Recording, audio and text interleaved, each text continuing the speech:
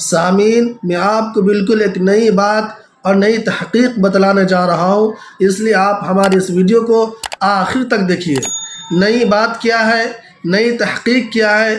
نئی تحقیق یہ ہے کہ جب ہم فون اٹھاتے ہیں، جب آپ فون اٹھاتے ہیں اور پوری دنیا کے اندر جو لوگ بھی فون اٹھاتے ہیں، مرد ہو خواتین ہو، جو لوگ بھی فون اٹھاتے ہیں، تو سب سے پہلے ہم جو فون اٹھاتے ہیں تو کیا بولتے ہیں؟ Hello hello. آپ جانتے ہیں ہیلو کا کیا مطلب ہے؟ آپ جانتے ہیں لفظ ہیلو کس کا نام ہے؟ کیا معنی رکھتا ہے؟ کس لیے استعمال کیا جاتا ہے؟ ہم آپ کو بتلاتے چلتے ہیں کہ جس شخص نے فون کو ایجاد کیا، فون کا جو موجد ہے، فون کو جس شخص نے بنایا، اس شخص کا نام کیا ہے؟ اس شخص کا نام ہے گراہم بیل۔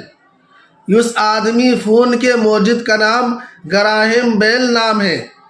جب اس نے فون کو ایجاد کیا تو سب سے پہلے اس نے کس کو فون کیا؟ سب سے پہلے اس نے اپنی بیوی کو فون کیا، اور اس کی بیوی کا نام تھا مارگریٹ ہیلو۔ یعنی جب اس نے اپنی بیوی کو فون کیا تو کہا ہیلو ہیلو، اور اس وقت مطلب کیا تھا؟ ہیلو کا مطلب یہ تھا، وہ اپنی بیوی کا نام تھا، بیوی کو مخاطب کرتے ہوئے کہا ہیلو تم کیسی ہو؟ ہیلو بمعنی بیوی، بیوی تم کیسی ہو؟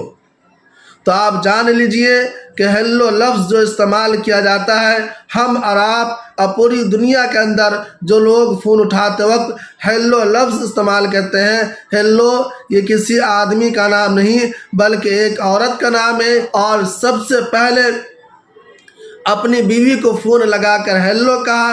ہیلو کا مطلب میری بیوی تم کیسی ہو؟